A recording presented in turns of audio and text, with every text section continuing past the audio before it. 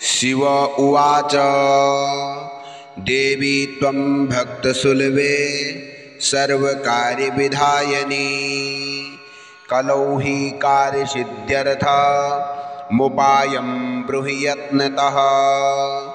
देव्युवाच शृणु देव प्रवक्ष्यामि कलौ सर्वेष्टसाधनं मया तवेव स्नेहेनाप्य अम्बा स्तुति प्रकाशते। ॐ अस्य श्री दुर्गा सप्तश्लोकी मंत्रस्य नारायण ऋषिः अनुष्टुप छन्दः। श्री महाकाली महालक्ष्मी महासरस्वत्यो देवतः श्री दुर्गा प्रीत्यर्थं सप्तश्लोकी दुर्गा पाठे विनियोगः। ॐ ज्ञानिनामपि चेतांसि देवी भगवती सा बलादाकृष्य मोहाय महामाया प्रयच्छति। दुर्गे स्मृता हर्षिभिषिमशेषजन्तो स्वस्तै स्मृता मतिमतीवशुभां ददासि। दारिद्र्यदुःखभयहारिणिका तदन्या सर्वोपकारकरणाय सदार्धचित्ता। सर्वमङ्गलमङ्गल्ये शिवे सर्वार्धसाधिके शरण्ये त्र्यम्बके गौरी नारायणी नमोऽस्तुते। शरणागतदीनार्त परित्राणपरायणे सर्वस्यार्तिहरे देवी नारायणी नमोऽस्तुते।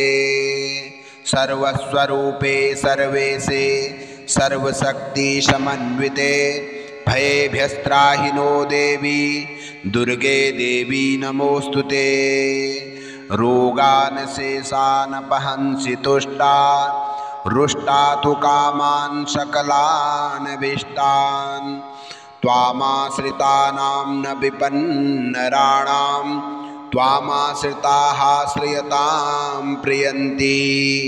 सर्वाबाधा प्रशमनं त्रैलोक्यस्यखिलेश्वरी एवमेव त्वया कार्यं मस्मद्वैरीविनाशनम्। शिव उवाच देवी त्वं भक्तसुलभे सर्वकार्यविधायिनी कलौ हि कार्यसिद्ध्यर्थमुपायं ब्रूहि यत्नतः। देव्युवाच शृणु देव प्रवक्ष्यामि कलौ सर्वेष्टसाधनं मया तवेव स्नेहेनाप्य अम्बा स्तुति प्रकाशते। ॐ अस्य श्री दुर्गा सप्तश्लोकी मंत्रस्य नारायण ऋषिः अनुष्टुप छन्दः। श्री महाकाली महालक्ष्मी महासरस्वत्यो देवतः श्री दुर्गा प्रीत्यर्थं सप्तश्लोकी दुर्गा पाठे विनियोगः। ॐ ज्ञानिनामपि चेतांसि देवी भगवती सा बलादाकृष्य मोहाय महामाया प्रयच्छति।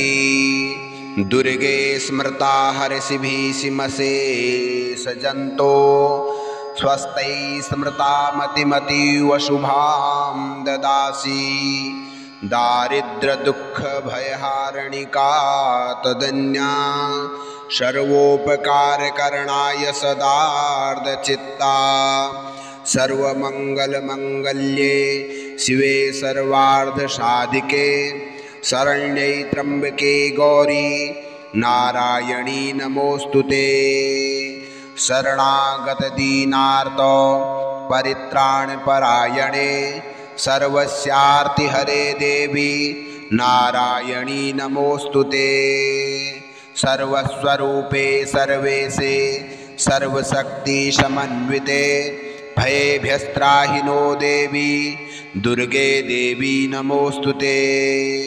रोगान् शेषानपहंसि तुष्टा रुष्टा तु कामान् सकलान् अभीष्टान् त्वामाश्रितानां न विपन्नराणां त्वामाश्रिताः श्रियतां प्रियन्ति सर्वा बाधा प्रशमनं त्रैलोक्यस्यखिलेश्वरी एवमेव त्वया कार्यं मस्मद्वैरीविनाशनम्। शिव उवाच देवी त्वं भक्तसुलभे सर्वकार्यविधायिनी कलौ हि कार्यसिद्ध्यर्थमुपायं ब्रूहि यत्नतः। देव्युवाच शृणु देव प्रवक्ष्यामि कलौ सर्वेष्टसाधनं मया तवेव स्नेहेनाप्य अम्बा स्तुति प्रकाशते। ॐ अस्य श्री दुर्गा सप्तश्लोकी मंत्रस्य नारायण ऋषिः अनुष्टुप छन्दः श्री महाकाली महालक्ष्मी महासरस्वत्यो देवतः श्री दुर्गा प्रीत्यर्थं सप्तश्लोकी दुर्गा पाठे विनियोगः। ॐ ज्ञानिनामपि चेतांसि देवी भगवती हि सा बलादाकृष्य मोहाय महामाया प्रयच्छति। दुर्गे स्मृता हर्षिभिषिमशेषजन्तो स्वस्तै स्मृता मतिमतीव शुभां ददासि। दारिद्र्यदुःखभयहारिणिका तदन्या सर्वोपकारकरणाय सदार्धचित्ता। सर्वमङ्गलमङ्गल्ये शिवे सर्वार्धसाधिके शरण्ये त्र्यम्बके गौरी नारायणी नमोऽस्तुते। शरणागतदीनार्त परित्राणपरायणे सर्वस्यार्तिहरे देवी नारायणी नमोऽस्तुते। सर्वस्वरूपे सर्वेशे सर्वशक्तिसमन्विते भयेभ्यस्त्राहिनो देवी दुर्गे देवी नमोऽस्तुते। रोगान् शेषानपहंसि तुष्टा रुष्टा तु कामान् सकलान् अभीष्टान् त्वामाश्रितानां न विपन्नराणां त्वामाश्रिताः श्रियतां प्रियन्ति। सर्वा बाधा प्रशमनं त्रैलोक्यस्यखिलेश्वरी एवमेव त्वया कार्यं मस्मद्वैरीविनाशनम्। शिव उवाच देवी त्वं भक्तसुलभे सर्वकार्यविधायिनी कलौ हि कार्यसिद्ध्यर्थमुपायं ब्रूहि यत्नतः। देव्युवाच शृणु देव प्रवक्ष्यामि कलौ सर्वेष्टसाधनं मया तवेव स्नेहेनाप्य अम्बा स्तुति प्रकाशते।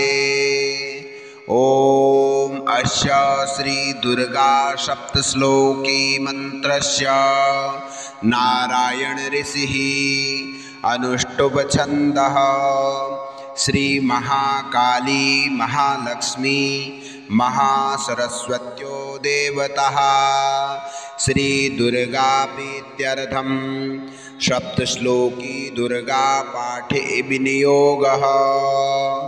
ॐ ज्ञानिनामपि चेतांसि देवी भगवती हि सा बलादाकृष्य मोहाय महामाया प्रयच्छति।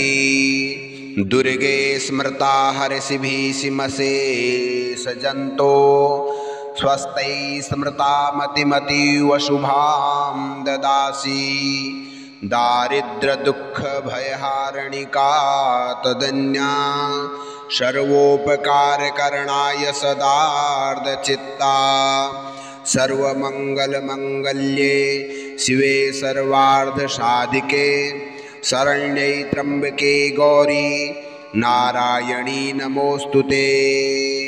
शरणागत दीनार्त परित्राणपरायणे सर्वस्यार्तिहरे देवी नारायणी नमोस्तुते।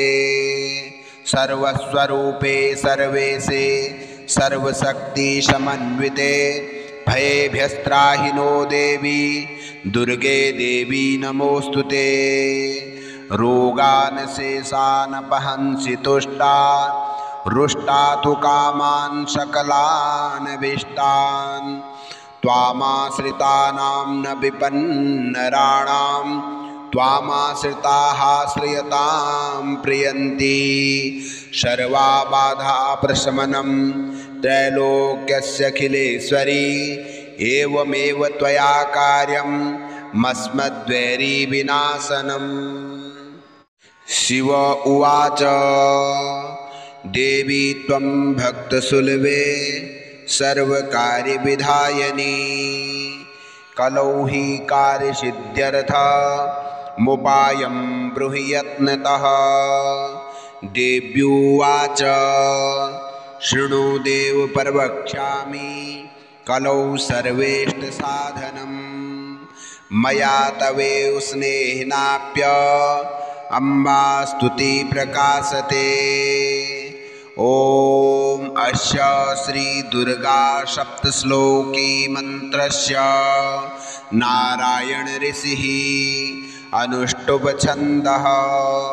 श्री महाकाली महालक्ष्मी महासरस्वत्यो देवतः श्री दुर्गा प्रीत्यर्थं सप्तश्लोकी दुर्गा पाठे विनियोगः। ॐ ज्ञानिनामपि चेतांसि देवी भगवती सा बलादाकृष्य मोहाय महामाया प्रयच्छति। दुर्गे स्मृता हर्षिभिः सिमशेषजन्तो स्वस्तै स्मृता मतिमतीवशुभां ददासि। दारिद्र्यदुःखभयहारिणिका तदन्या सर्वोपकारकरणाय सदार्धचित्ता। सर्वमङ्गलमङ्गल्ये शिवे सर्वार्धसाधिके शरण्यै त्र्यम्बके गौरी नारायणी नमोस्तुते। शरणागत दीनार्त परित्राणपरायणे सर्वस्यार्तिहरे देवी नारायणी नमोस्तुते। सर्वस्वरूपे सर्वेशे सर्वशक्ति समन्विते भयेभ्यस्त्राहि नो देवी दुर्गे देवी नमोस्तुते। रोगान् शेषान् पहंसि तुष्टा रुष्टा तु कामान् सकलान् अभीष्टान् त्वामाश्रितानां न विपन्नराणां त्वामाश्रिताः श्रियतां प्रियन्ति। सर्वबाधा प्रशमनं त्रैलोक्यस्यखिलेश्वरी एवमेव त्वया कार्यं मस्मद्वैरीविनाशनम्। शिव उवाच देवी त्वं भक्तसुलभे सर्वकार्यविधायिनी कलौ हि कार्यसिद्ध्यर्थमुपायं ब्रूहि यत्नतः। देव्युवाच शृणु देव प्रवक्ष्यामि कलौ सर्वेष्टसाधनं मया तवेव स्नेहेनाप्य अम्बा स्तुति प्रकाशते। ॐ अस्य श्री दुर्गा सप्तश्लोकी मंत्रस्य नारायण ऋषिः अनुष्टुप छन्दः। श्री महाकाली महालक्ष्मी महासरस्वत्यो देवतः श्री दुर्गा प्रीत्यर्थं सप्तश्लोकी दुर्गा पाठे विनियोगः।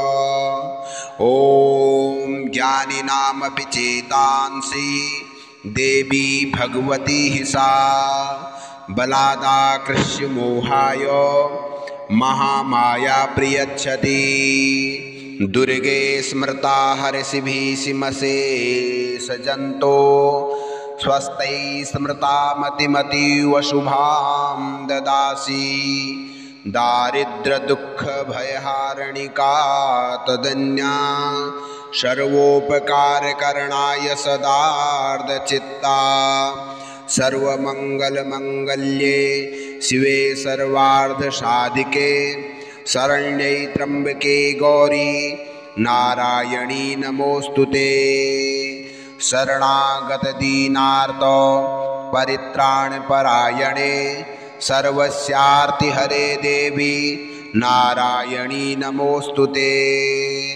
सर्वस्वरूपे सर्वेशे सर्वशक्तिसमन्विते भयेभ्यस्त्राहिनो देवी दुर्गे देवी नमोऽस्तुते रोगान् शेषानपहंसि तुष्टा रुष्टा तु कामान् सकलान् अभीष्टान् त्वामाश्रितानां न विपन्नराणां त्वामाश्रिताः श्रियतां प्रियन्ति सर्वाबाधा प्रशमनं त्रैलोक्यस्यखिलेश्वरी एवमेव त्वया कार्यं मस्मद्वैरीविनाशनम्।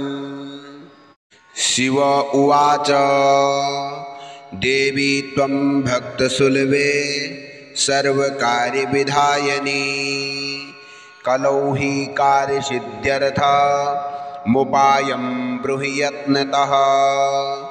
देव्युवाच शृणु देव प्रवक्ष्यामि कलौ सर्वेष्टसाधनं मया तवेव स्नेहनाप्य अम्बा स्तुति प्रकाशते। ॐ अस्य श्री दुर्गा सप्तश्लोकी मंत्रस्य नारायण ऋषिः अनुष्टुप छन्दः श्री महाकाली महालक्ष्मी महासरस्वत्यो देवतः श्री दुर्गा प्रीत्यर्थं सप्तश्लोकी दुर्गा पाठे विनियोगः। ॐ ज्ञानिनामपि चेतांसि देवी भगवती हि सा बलादाकृष्य मोहाय महामाया प्रियच्छति दुर्गे स्मृता हर्षिभिषिमशेषजन्तो स्वस्तै स्मृता मतिमतीव शुभां ददासि दारिद्र्यदुःखभयहारिणिका तदन्या सर्वोपकारकरणाय सदार्धचित्ता सर्वमङ्गलमङ्गल्ये शिवे सर्वार्धसाधिके शरण्ये त्र्यम्बके गौरी नारायणी नमोऽस्तुते शरणागतदीनार्त परित्राणपरायणे सर्वस्यार्तिहरे देवी नारायणी नमोऽस्तुते सर्वस्वरूपे सर्वेशे सर्वशक्तिसमन्विते भयेभ्यस्त्राहिनो देवी दुर्गे देवी नमोऽस्तुते रोगान् शेषानपहंसि तुष्टा रुष्टा तु कामान् सकलान् अभीष्टान् त्वामाश्रितानां न विपन्नराणां त्वामाश्रिताः श्रियतां प्रियन्ति सर्वाबाधा प्रशमनं त्रैलोक्यस्यखिलेश्वरी एवमेव त्वया कार्यं मस्मद्वैरीविनाशनम्। शिव उवाच देवी त्वं भक्तसुलभे सर्वकार्यविधायिनी कलौ हि कार्यसिद्ध्यर्थमुपायं ब्रूहि यत्नतः। देव्युवाच शृणु देव प्रवक्ष्यामि कलौ सर्वेष्टसाधनं मया तवेव स्नेहनाप्य अम्बा स्तुति प्रकाशते। ॐ अस्य श्री दुर्गा सप्तश्लोकी मंत्रस्य नारायण ऋषिः अनुष्टुप्छन्दः श्री महाकाली महालक्ष्मी महासरस्वत्यो देवतः श्री दुर्गाप्रीत्यर्थं सप्तश्लोकी दुर्गा पाठे विनियोगः। ॐ ज्ञानिनामपि चेतांसि देवी भगवती हि सा बलादाकृष्य मोहाय महामाया प्रयच्छति। दुर्गे स्मृता हर्षिभिषिमशेषजन्तो स्वस्तै स्मृता मतिमतीव शुभां ददासि। दारिद्र्यदुःखभयहारिणिका तदन्या सर्वोपकारकरणाय सदार्धचित्ता। सर्वमङ्गलमङ्गल्ये शिवे सर्वार्धसाधिके शरण्ये त्र्यम्बके गौरी नारायणी नमोऽस्तुते। शरणागतदीनार्त परित्राणपरायणे सर्वस्यार्तिहरे देवी नारायणी नमोऽस्तुते। सर्वस्वरूपे सर्वेशे सर्वशक्तिसमन्विते भयेभ्यस्त्राहिनो देवी दुर्गे देवी नमोऽस्तुते। रोगान् शेषानपहंसि तुष्टा रुष्टा तु कामान् सकलान् अभीष्टान्।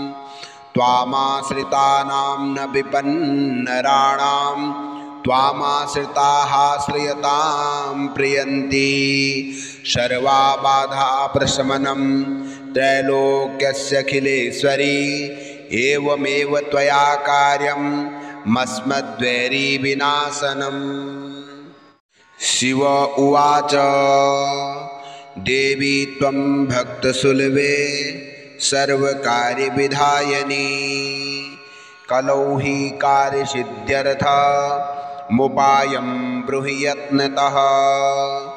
देव्युवाच शृणु देव प्रवक्ष्यामि कलौ सर्वेष्टसाधनं मया तवेव स्नेहेनाप्य अम्बा स्तुति प्रकाशते।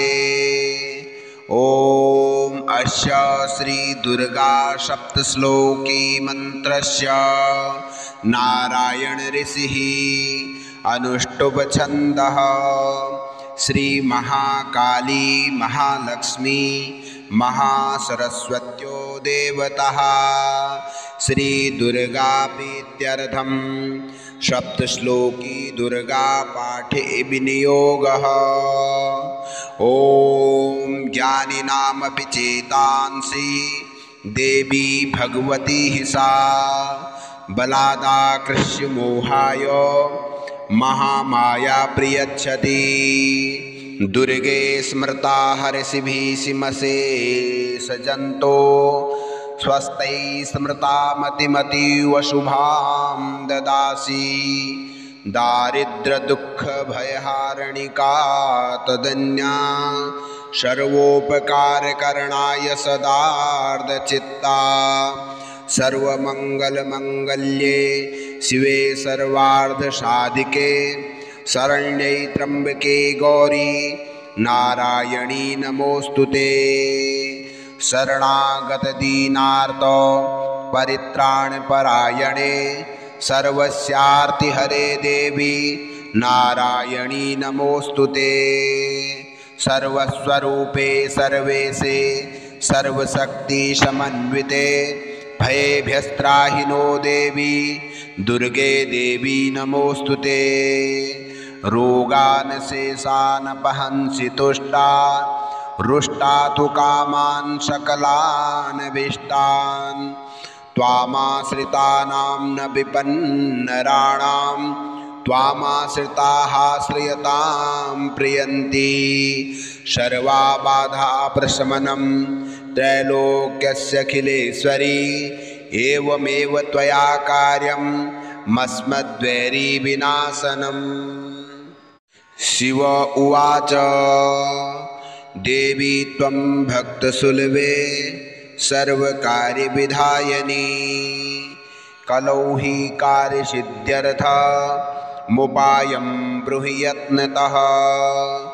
देव्युवाच शृणु देव प्रवक्ष्यामि कलौ सर्वेष्टसाधनम्। मया तवेव स्नेहेनाप्य अम्बा स्तुति प्रकाशते।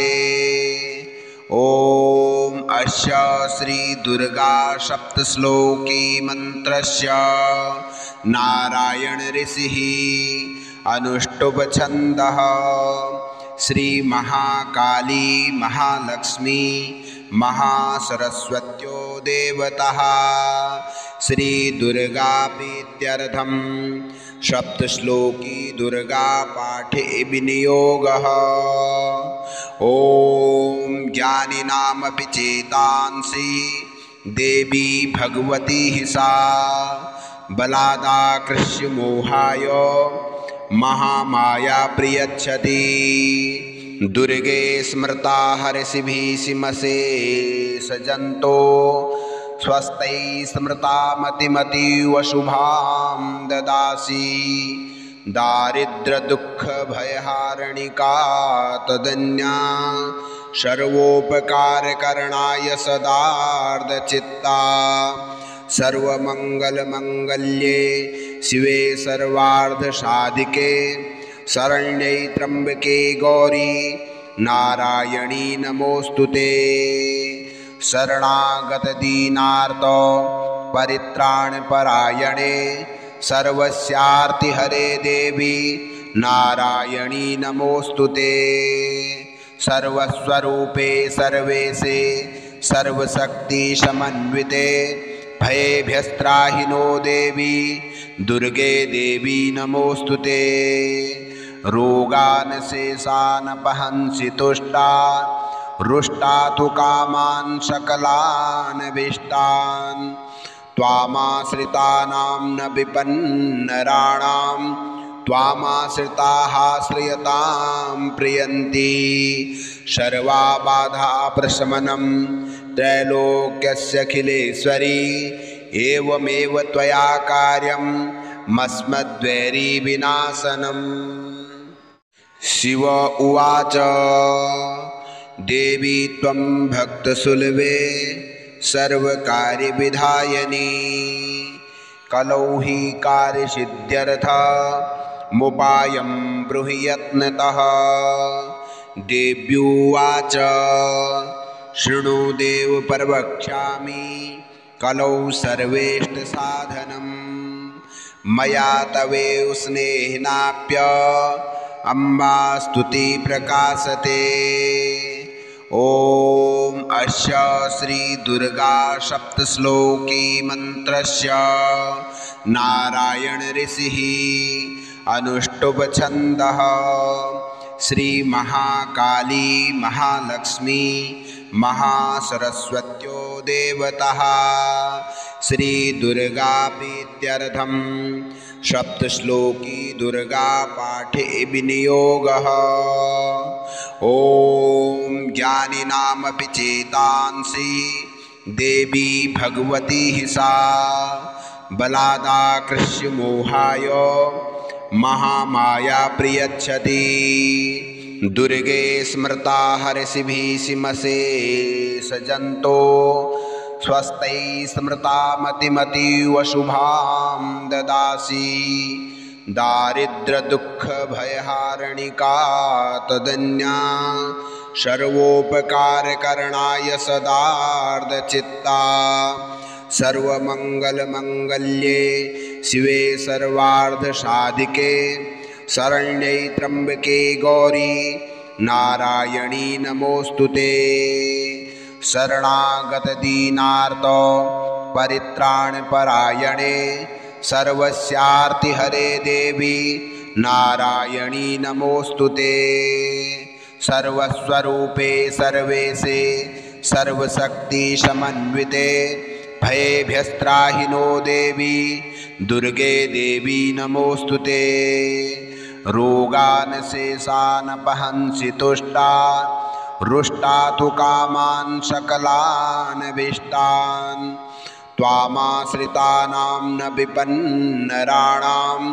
त्वामाश्रिताः श्रियतां प्रियन्ति सर्वा बाधा प्रशमनं त्रैलोक्यस्यखिलेश्वरी एवमेव त्वया कार्यं मस्मद्वैरी विनाशनम्।